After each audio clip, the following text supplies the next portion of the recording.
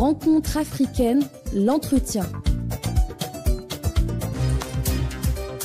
Madame, Monsieur, bienvenue à tous dans cette interview spéciale avec le docteur Thierry Kalonji, médecin épidémiologiste au programme national de la lutte contre le Mpox et les fièvres hémorragiques virales au sein du ministère de la Santé de la République démocratique du Congo. Monsieur Kalonji, bonjour. Tout d'abord, merci d'avoir accepté notre invitation. Alors, docteur Kalonji, nous aimerions savoir quel bilan tirer de la première phase de vaccination lancée en RDC et quel est l'objectif de cette seconde phase qui a débuté récemment dans le pays. Nous avons atteint une couverture d'environ 85% avec la première phase qui n'est pas aussi totalement, dont les données ne sont pas aussi totalement revenues vers le niveau central parce qu'il y a encore des rapports que nous attendions. Par rapport aux cibles planifiées, nous avons quand même atteint des cibles. Il est vrai que la situation est encore concernant les cibles telles que le contact des cas confirmés parce que c'est aussi des personnes à risque de contact des cas confirmés ainsi que les contacts de contact. C'est une cible dynamique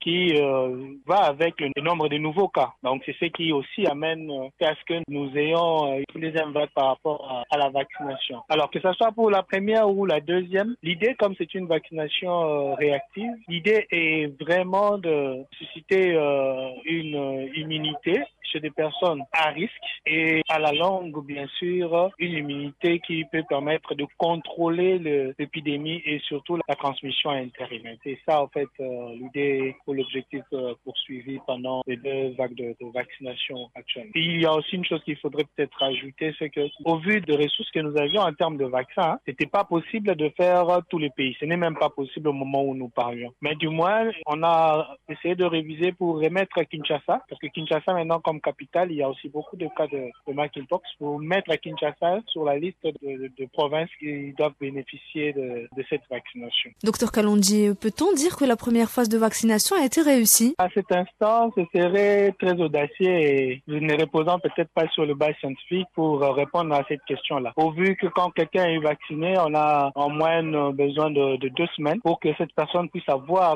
générer des anticorps qui lui confèrent cette protection. Alors, comme nous sommes encore dans cette phase d'implémentation, il est aussi vrai que nous n'avions pas commencé la vaccination au même moment partout. Il y a quelques écarts de 5 jours ou de 7 jours par site et par zone. Alors, il serait très avant-gardiste de parler de l'impact de la vaccination au moment où nous sommes. Donnons-nous peut-être encore 10 jours ou 14 jours et on pourra voir quelles sont les répercussions sur l'incidence des cas. À présent, quelles sont les stratégies que vous comptez mettre en place, sachant que la CDC Afrique a affirmé que l'épidémie de Mpox n'était toujours pas sous contrôle? Nous comptons d'abord renforcer, parce qu'il faudrait que nous ayons des actes d'anticipation, parmi lesquels, dans la surveillance épidémiologique, c'est le suivi des contacts. Vous avez compris que le contact de cas confirmés, mais aussi leurs contacts, sont parmi les cibles à vacciner. Et quand vous avez bien identifié, listé le contact et vous le suivez comme il faut pendant la période de 21 jours, vous serez à niveau de détecter, mais aussi de contrôler les prochains cas de maladie. Donc, ce sont des activités sur lesquelles nous pensons vraiment mettre autant de moyens que possible et insister dessus. Parce que quand nous avions ça, ce sont les mêmes listes qui vont servir à la vaccination. Telles sont les deux armes que nous avons. Autre chose aussi, c'est toujours au niveau de la surveillance. La surveillance nous permet aussi de détecter une détection clinique avant que on fasse le prélèvement pour une détection biologique. Dans un pays tel que le nôtre, où il y a 519 zones de santé avec autant de personnel soignant et les personnels de première ligne qui sont les premières personnes qui sont en face de malades quand ils viennent chercher les soins au niveau de l'hôpital. Et ces personnes-là, nous devons continuer à les renforcer en capacité, surtout sur le monkeypox, c'est-à-dire les définitions des cas de monkeypox et les investigations. Nous insistons sur la définition des cas de monkeypox. Pourquoi? Maintenant, nous avons cette nouvelle souche dont vous venez de parler et qui est de transmission, une forte transmission assez soutenue interhumaine. Cette souche a commencé à l'est du pays. Mais au moment où nous parlons, nous constatons que la souche a aussi migré dans l'ouest du pays, notamment à Kinshasa, où les deux souches circulent. C'est-à-dire que cette souche a aussi une expression clinique, de symptômes cliniques, qui est assez différent dans la définition de cas de la souche 1A. Alors la souche 1B doit aussi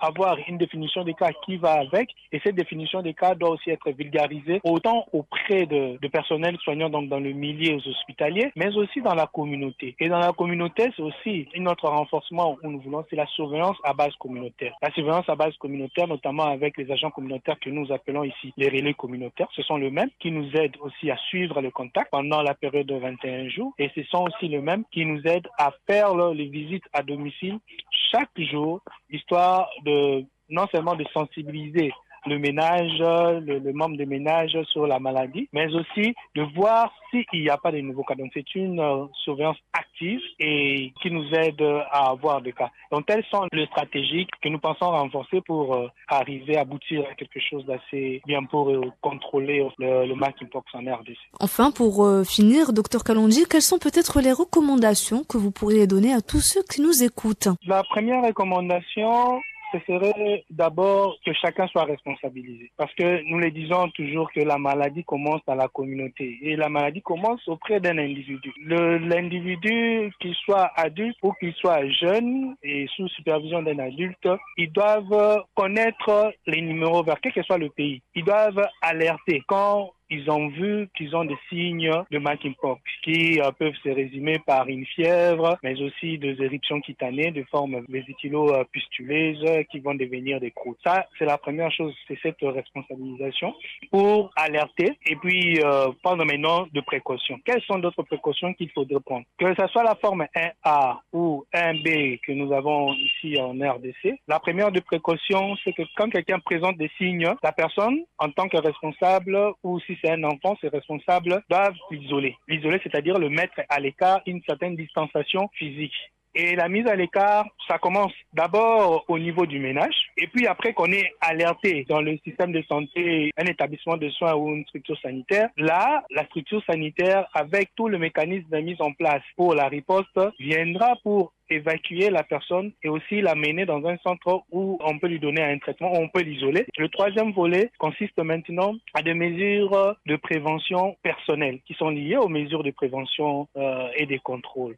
C'est-à-dire, quand nous avons une personne malade à la maison, il faut le lavage de mains et toujours des rigueurs avec de l'eau savante. Il faudrait éviter de toucher tout ce qui concerne la personne, c'est-à-dire des vêtements. La meilleure façon de traiter le monkeypox, il n'y a pas encore de traitement étiologique. Il n'y a que de traitement de soutien, c'est-à-dire selon les symptômes que chacun présente, on peut donner des médicaments. C'est ainsi que nous conseillons vivement aux personnes, dès qu'ils se sentent malades, d'alerter pour que la suite de soins puisse se faire dans un cadre approprié et que le soin soit de qualité dans une structure hospitalière ou un centre sanitaire. Merci beaucoup, Dr Thierry Kalonji. Je rappelle que vous êtes médecin épidémiologiste au programme national de la lutte contre le mpox et les fièvres hémorragiques virales au sein du ministère de la Santé de la République démocratique du Congo. Merci pour tous ces éclairages et toutes ces explications et à très bientôt.